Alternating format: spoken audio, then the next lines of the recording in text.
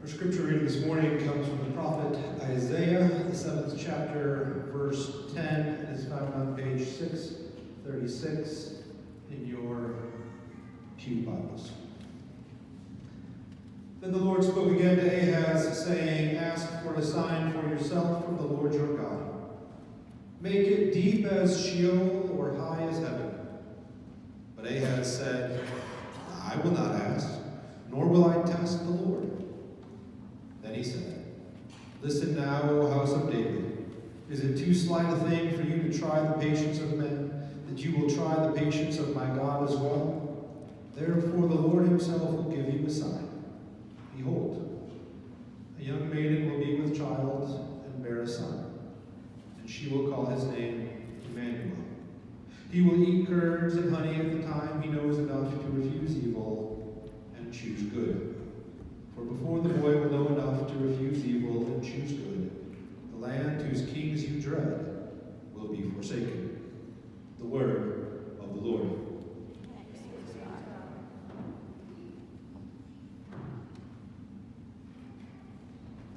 Christmas is filled with a multitude of signification. Much of it falls into two general categories. On the one hand, there is the spirit of Advent. Anticipation mounts as we wait and eat away at Advent calendars of many varieties. We light candles and we look forward to what we don't know. What is in the box? The first semiotic category, or symbolic frame, into which Christmas presents itself to us, is this one of excitement and anticipation. There is a different semiotic or symbolic sphere that opens the horizon of Christmas, where the young are filled with hope and anticipation. There are those elder souls for whom Christmas is filled with memory and nostalgia. The weight of the event carries the memories of many years gone by, and the known truth that this year will be a little less for not being those years. For some, the melancholy comes from the fight to stay sober this year as the liquor flows. For others, it is Christmas on the other side of a divorce. And for still others, there are deaths, too recent and too close to the holidays, that make Christmas a time of loss and absence. Many churches will offer a blue Christmas service during Advent, an opportunity to affirm that in addition to the lights and carols, there is also memory, ache, and grief in this season. While I am not going to speak to that reality today, you may find my reflections more at home in that landscape than in the horizon of excited hope. For those of you who are more filled with anticipation, I ask your indulgence and beg your pardon.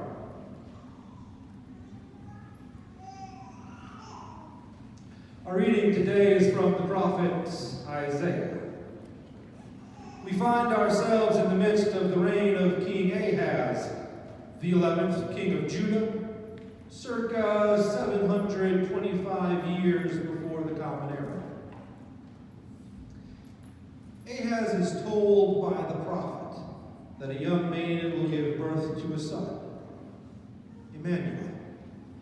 When that youth is grown, has learned to refuse evil and choose good, the land of the kings who are his enemies will be forsaken. We live in lands already forsaken.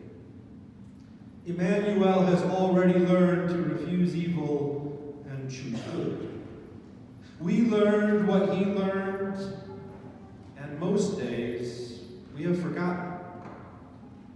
Old acquaintances are forgot and never brought to mind. Even if we remember old lang syne, days long gone by, we mostly remember that we have forgotten. The forgetting overwhelms our effective existence, while what we have forgotten remains forgotten. It is 3 days before Christmas, and we know that Emmanuel has come and learned to refuse evil and choose good. Our waiting is a remembering. The land is forsaken not because we are waiting for Emmanuel as if we were waiting for Godot. The land is forsaken because he has come and gone, and we have forgotten to refuse evil and choose good. As we seek to learn, to relearn, and remember to refuse evil and choose good, perhaps we should start by remembering what Emmanuel came to know as he learned to refuse evil and choose good. As we do that, we find that there is more than one Emmanuel.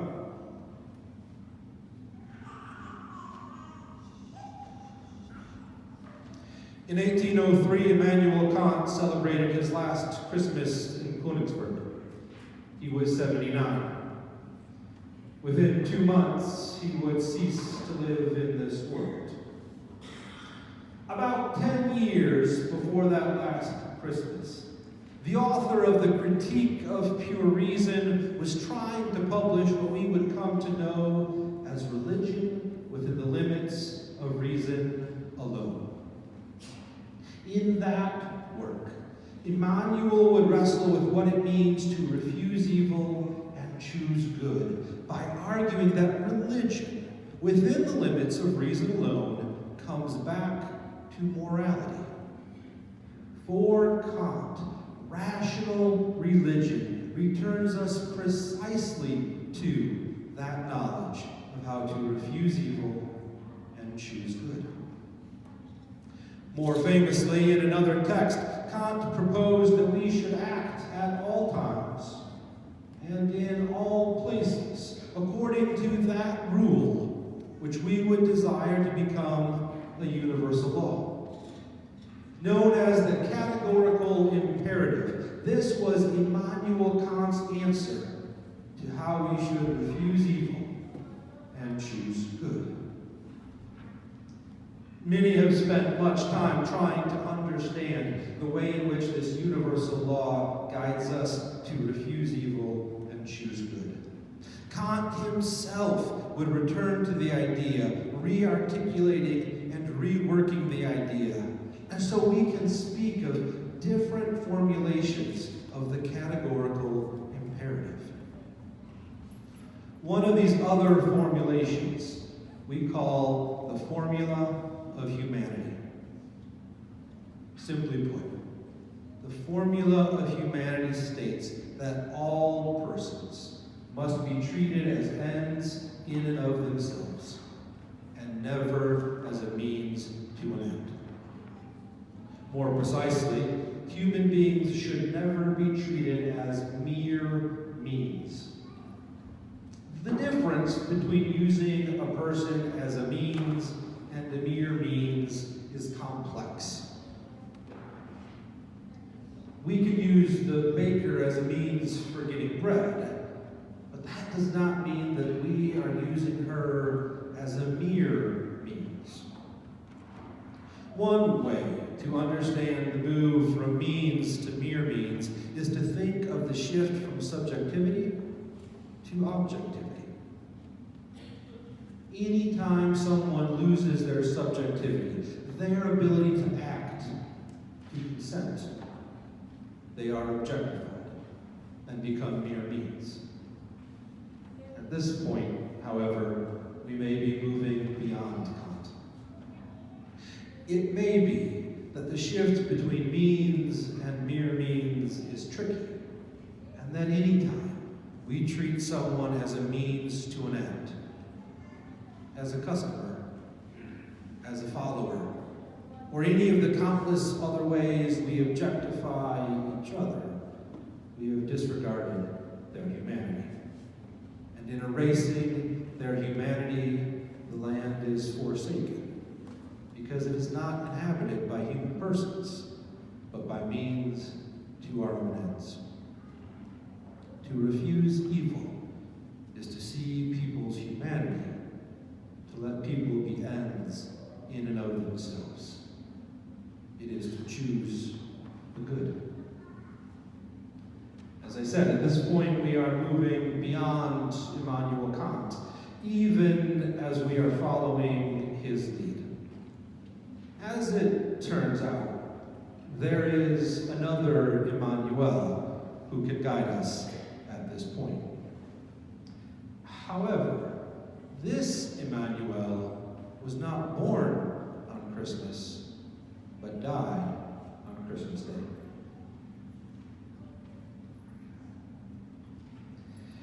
In 1995, Emmanuel Levinas died on Christmas Day. 2 days later, Jacques Derrida spoke at his funeral and spoke of the reverberations of Emmanuel's thoughts and how it changed the course of philosophical reflection in our time. Emmanuel wrestled with how we refuse evil and choose good in the light or the shadow of the Holocaust. He had emigrated to France, and it was perhaps only his French uniform he wore that saved him from the gas chambers and put him in a prisoner of war camp. It was only the kindness of friends that saved his family as they were hidden. Emmanuel Levinas was all too aware that the Germans who elected Hitler and became stormtroopers had no common. They had the categorical imperative. Perhaps they did not live into its truth, but culturally they lived in the Kantian shadow and forgot that he was Emmanuel Kant. The categorical imperative did not stop them. Faced with this truth, Emmanuel suggested that if our goal is to refuse evil and choose good, morality must precede our very being. Ethics must precede metaphysics. We are for before we are. Before I am for. Levinas reflects on the story of Cain and Abel, where when confronted after killing his brother, Cain is asked where his brother is. Am I my brother's keeper? Cain asks. Yes, Emmanuel Levinas tells us. Each and every one of us is always and everywhere our brother and sister's keeper. We are responsible for them. We must know them. We must keep them. Their very being makes us responsible. As many of you know, after being gone much of this year, I am home just in time for Christmas. I am very conscious of those who will not be home, and especially those who will not be coming home or going home ever again. Normally, I would work in the prison on Christmas Day, and perhaps it is that reality that has motivated Mindy to put together gift bags for first responders. For those who cannot be home, who stand watch in the emergency rooms, squad cars, on a base or ship far from home, and in firehouses. Christmas can be a very dark day. When your spouse and life partner is busy working on Christmas, you want to find a way to be with others on that day, even if it means one is then living in the shadows with those who respond in our darkest hours. Now, for those of you who have never been in the military or made a deployment, let me share one of those simple things that is normal for that shapes the contours of life. One of the first things we implement on every deployment is the buddy rule. You do not go anywhere by yourself. Our 2-person buddy rule on this deployment quickly became a 3-person buddy rule at some point. And so if you wanted to go out, you needed at least 2 friends, peers, colleagues who would go with you. So sometimes that means you are the buddy. You go where you do not necessarily want to go and do what you do not particularly want to do, so that your buddy can do what they want to do. Hey guys, there's a waterfall trip this Saturday. All right, we'll go. Or you don't. And I can tell you about overhearing conversations about how some were not going out because they couldn't find 2 people who would go with them to do what they wanted to do. In the military, we are each other's keepers in real ways, both superficial and profound. When we are asked where they are, we know. We are expected to know. When we don't, we turn everything upside down and inside out to find out where our brothers and sisters are.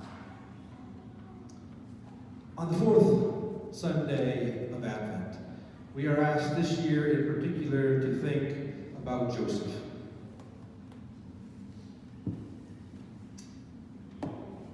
In Luke's Gospel, we have the angel appearing to Mary and Mary's visit to Elizabeth. But Matthew asks us to see the world through the eyes of Joseph. And it is through that event that Matthew's Gospel, Jesus, semiotically includes Emmanuel. The signification of the one name includes the other.